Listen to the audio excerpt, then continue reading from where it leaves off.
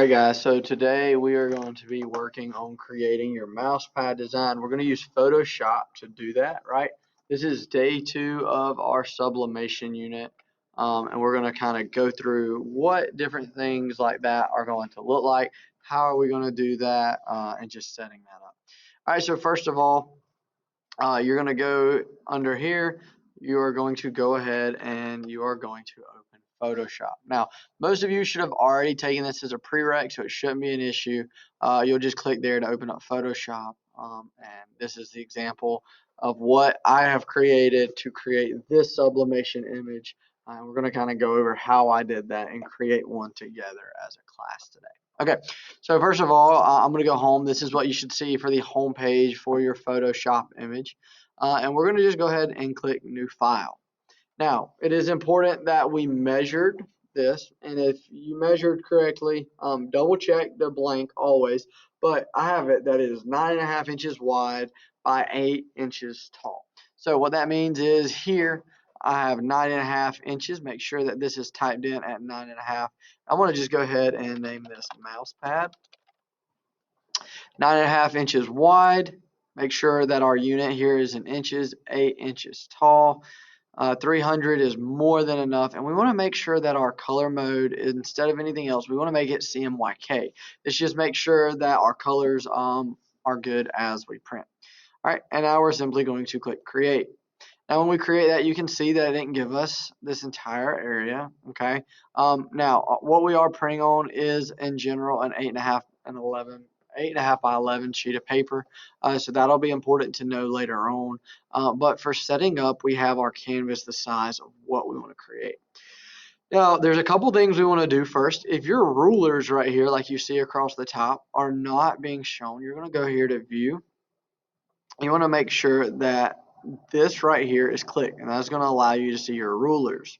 All right, and then secondly, we will also want to make sure that we have guides. Now, say we want to make sure we have the middle already set. We're going to go under guides and then go down to new guide, and you can choose different color options. It automatically defaults to it in inches if we wanted to add one at a 1/4 inch in, whatever, but you can also do percentages. So I want to say I want to know where the middle is, and so I want to do that. It added one for a vertical line there, and I want to go back in here. I want to add new guide. I'm going to say 50% once again, and I'm going to add a horizontal. That tells me where my middle. So now, if yours is one that is going to be set up like mine, you already have where your 4 squares are. You have the middle marked. Now, if I go back and I look at the one I've done previously, I made it easy for myself. I just said, okay, I'm going to go in 1/4 of an inch. All right, and so if I were to follow that same path, to add a marker or a guide in there, you just click on the ruler and you drag over. It automatically snaps there. I'm going to go 1, 2, 3, 4 little lines like you can see here at the top right there, and you can also see where it tells me, all right, my X position. And there we go. I have 1 at a 1/4 inch. I'm going to do the same thing coming down, go down to about 1/4 of an inch. And then down here from the bottom, all right, I'm going to go down. I'm going to just walk up 4 lines just like I did a second ago. All right, and same thing from the side. So now that allows me to know, okay, where I'm coming from. And the last thing, just to make it even, so I have a border here in the middle, I'm simply going to go to my middle line, and then I'm going to walk off 1, 2, 3, 4. All right, so somewhere in there. And because you have the guides in here, it makes it super easy to simply go in here, and now I know where I need things to fit. And I want to add one here. All right, walk up 1, 2, 3, 4.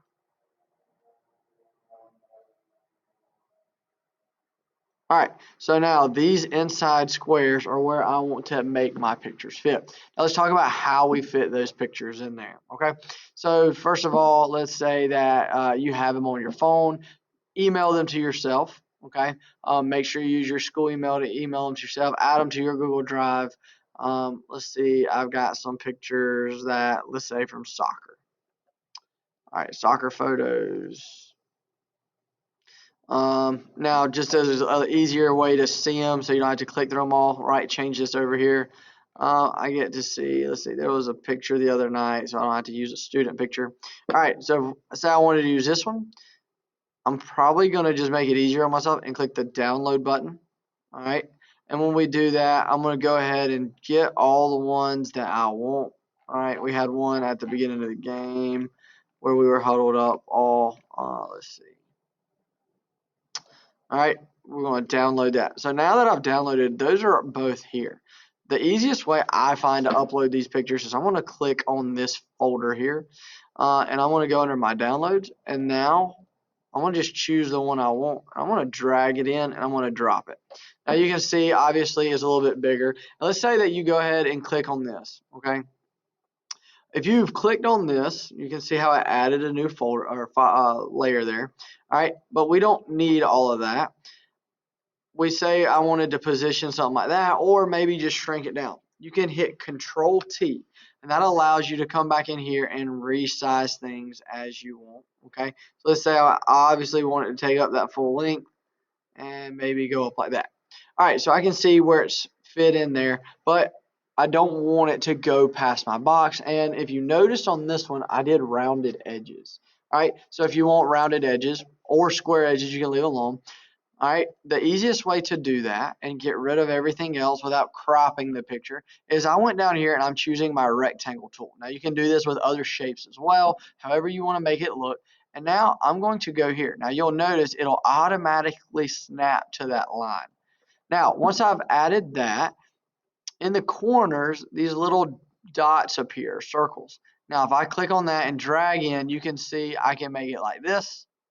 All right, or if I can grab and drag it out, and maybe I just want it to be something like that. Now all I'm going to do over here, I'm going to drag my picture back on top, and then I'm going to right click. Remember, using the odd side of your mouse, you're going to right click and you're going to scroll up and choose create clipping mask. And now you can see how it fits perfectly in there. And then for me to clean it up, if I know that's how I like it, you've got two options. You can shift and put these in a folder and name that folder like top left, or you can choose both of these images by holding the shift key, clicking on both, then right click and you can choose the option to merge layers. And now I have that top left image. That's how you add it. That's how you add the shape and go from there.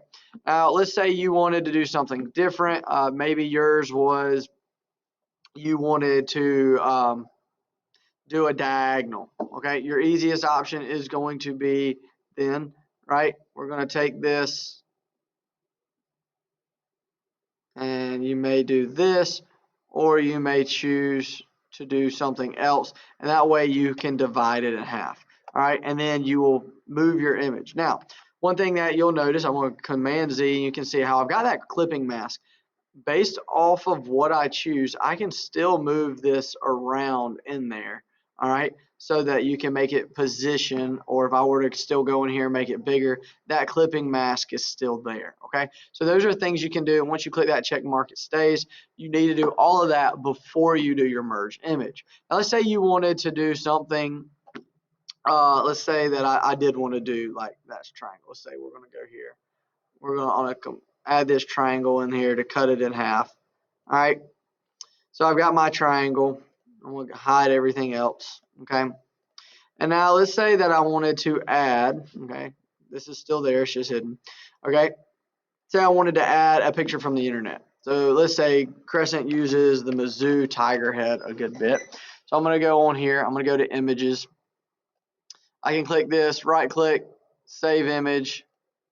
And you can see, I'm going to just save it as tiger head. Okay, I've already saved it there, so I'm not needing, so I'll click save, and I've got my tiger head in there. Okay, now to get it from there, once again, I'm going to just click on my folder. I'm going to go under my downloads for today, and then I'm going to click and drag and drop this tiger head in there.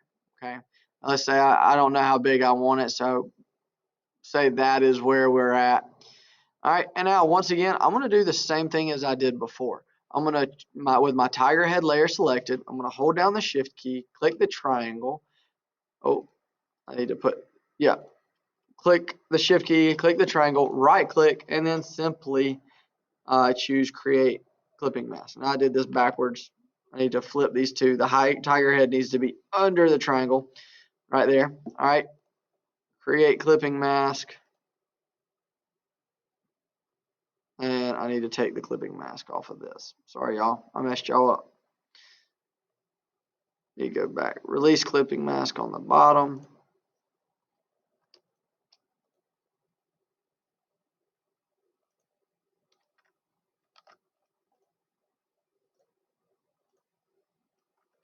Y'all, I got this all messed up. Sorry. All right. So tiger head is on top. You always want your picture on top. Right click, create clipping mask. There we go. And now you can see where that stayed there to do that. Okay. And now we can move this as we would like. Okay. Within that bound that we've created. So if I wanted it to finish, it would look something like this and go from there. Okay. So that is just a couple ways you guys can do that. It allows that area to be there. Now, the reason you're seeing this black background as well is because if I were to cut this off, um, this was a SVG file, right? There's no background added to it. It's only the colors. So if we were to go back and look at that image, you could see it's on that checkered background. Okay, so that is why it looks the way it does.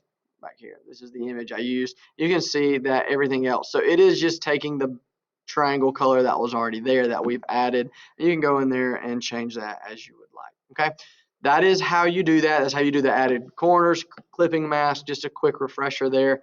If you run into any issues, let me know. And this is where I would encourage you guys. So I would create folders and say this and rename them. All right, tiger head, or merge them, as I said, like I would with this one, where you merge the layer and then rename it top left. That way you know where each portion is that you can cut on and off. Now, last step here, you're going to do file. And what I want you to do, save your copy, right, as this is, so mousepad or whatever. Save one copy as a Photoshop file to your computer. All right, so if we were to do that, we'll call this mousepad 2. All right, I'm saving this to my desktop. I'm going to click save. Now, I also want you to do file, save a copy, and this I want you guys to save. You can save it as a JPEG, would work perfect. And when you do that, all right, save it as a large file, save it at about a 10 quality. All right, and then this file you just saved, okay, is what I want. This mousepad copy is also saved in the desktop, is what you're going to upload to the Google Classroom for us to print. Okay, that is what you guys have for today. Let me know if you have any questions.